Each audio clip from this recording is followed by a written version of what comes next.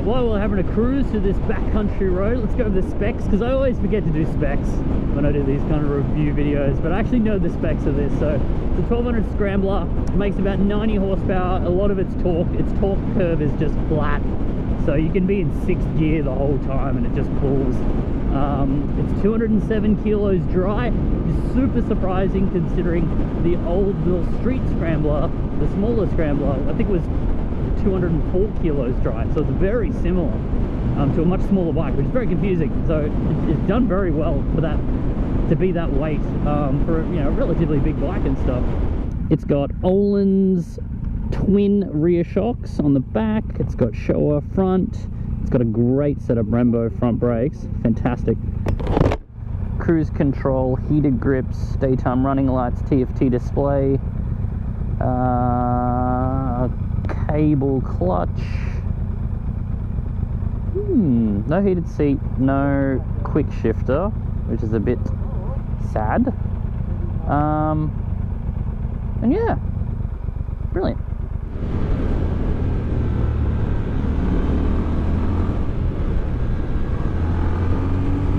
Let's go, baby. Ooh, those brakes, Jesus.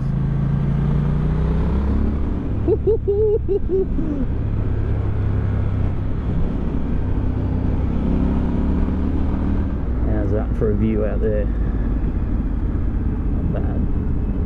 Right, how does the rest feel?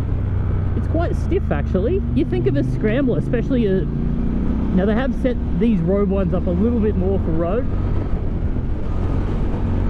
but they are quite firm. It's not soft, it doesn't wallow. The front is spectacular, but they say there's quite long travel suspension, so when I do the off-road section you can jump it and stuff, but right now it feels very firm, confidence inspiring kind of suspension setup.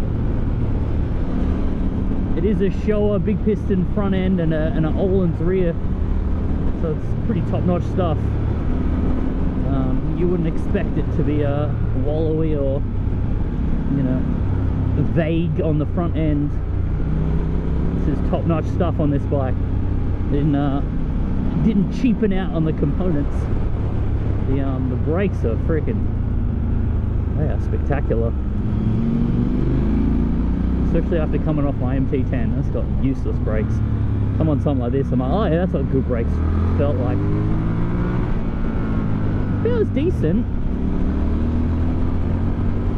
I don't think it feels as fast as a Thruxton R. It's meant to be using a motor that's like the Thruxton R, but it's more tuned for a bit more torque. Got a little learner here, nice and slow. Just pulling off to the side.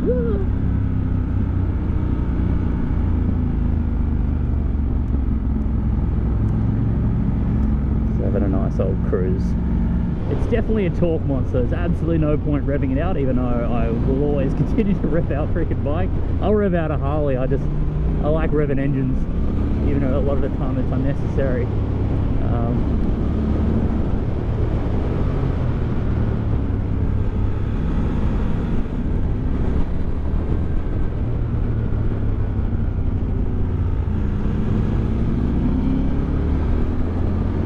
I remember the little street Scrambler was good on the off-road. This is fantastic. I will say we're not on knobbies. These are Scramblers set up for the road, so they have a more road biased tire, and suspension has been slightly retuned for. Now, not retuned, just like they've dialed it in for a bit more firmness on the road. You don't want it to be too soft. So if you've set up your 1200 Scrambler for off-road, it won't be this good. See how the Scrambler jumps off the ramp. God, just goes to show, man, a bike that's like set up for the dirt is still amazingly good off-road, on road. This is right how I like bike setup actually. They're a little bit soft so you can bump through the bends on the road, a little bit more forgiving. The power isn't, I kind of thought it'd be a little bit more. I mean, it is only, I think, 90 horsepower, so it's all kind of tuned for torque on this bike. Bloody Triumph, another good bike. They're rolling out the freaking some of the best goddamn bikes in the world right now. I keep saying it with these modern classics and stuff. They just keep coming up with better one after better one, man. I thought the Street Scrambler was really good. This is the one, man. Because it isn't even that much heavier.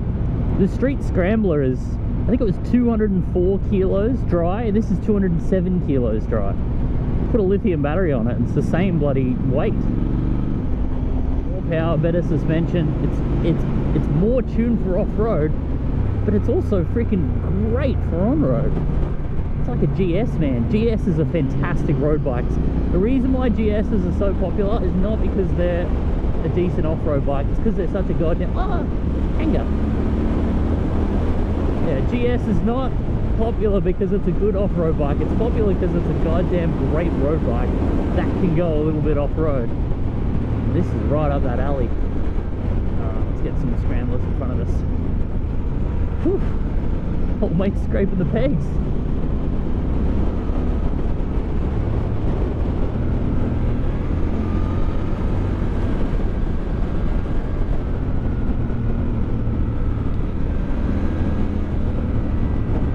Psychopaths.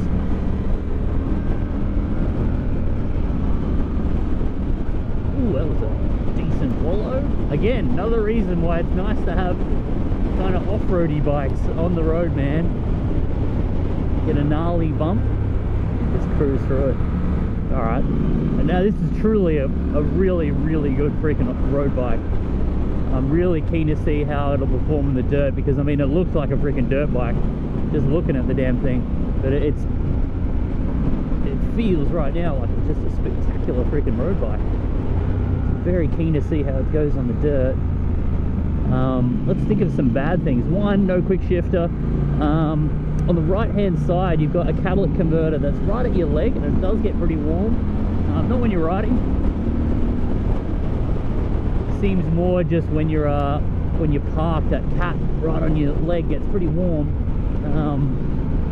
Jesus, this is a problem with the Great Ocean Road. It's too nice to look at, man. Trying to ride through corners and stuff, when you want to be looking at that view. What else, Tom? If you can't just say what's good about a bike. The interesting thing is the bad points. Man, there isn't many. That's the problem with these damn Triumphs. There's not really any faults. What's going on in the world where Triumph's making perfect bikes and bloody Yamaha's making bikes with bad bits? My bloody MT10, I can list a stack of things about what's wrong with it. I'm really struggling. The dash is a little bit set forward, but I think you can adjust it, so I can't even use that as a fault. Right now I can't think of anything that's bad about this bike. This is brilliant. I mean, the power is a little lackluster. Like, you know, coming off the MT10, I mean, the MT10 just pulls your freaking arms off. This has got great torque, like, gets you moving and stuff. It's a parallel twin, so it's obviously not going to be as exciting as something like a 4-cylinder revving it out, or a cross plane. There is plenty of freaking go there. It's just maybe not the most exciting kind of motor. It's just such a broad torque level. It's just kind of like electric, just goes. The sound's decent. It's nothing wrong with it, nothing really amazing with it.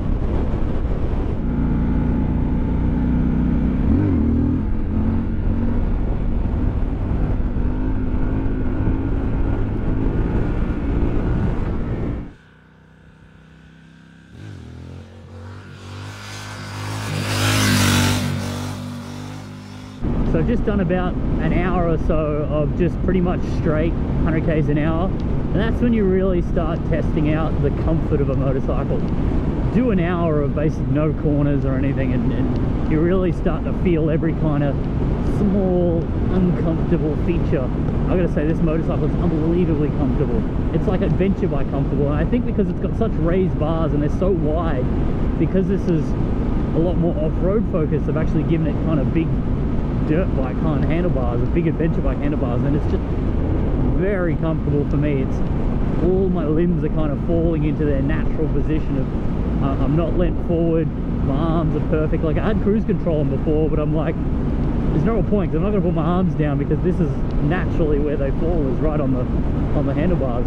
The seat, at first I didn't think the seat was that comfortable, but it hasn't got sore in any way. Like, I did a couple of hours yesterday on my MT10, and I have the comfort seat of my MT10, and I was feeling it like crazy. That is not a comfortable bike in any way. And especially the MT10, your legs are still a little bit tucked up and you're a little bit leant forward.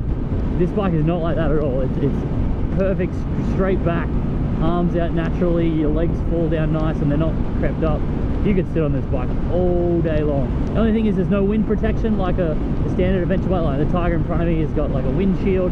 That's the only thing you're going to miss out on, other than an adventure bike. So yeah, like a GS or something, you have a lot more wind protection. This bike has none, but everything else, unbelievably comfortable. You could sit on this all day, and the engine is so smooth, and it's just chugging along at 110 k's an hour. You're only sitting at about 3,000 rpm, and being a parallel twin, like, they're just so unbelievably smooth. It's just like you're not even on a internal combustion bike, man. It's just like it's just wafting along. This is a very surprising bike. I was a bit confused when Triumph, like when I saw that they were bringing out a big scrambler, like a big 1200, like kind of the Thruxton motor scrambler. I'm like, oh, you're just going to make it soft and heavy and stuff. But completely not the case.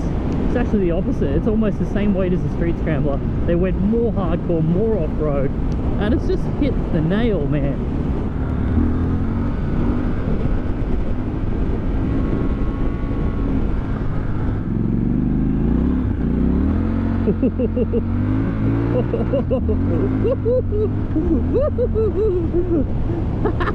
First of all, just spin in the rear.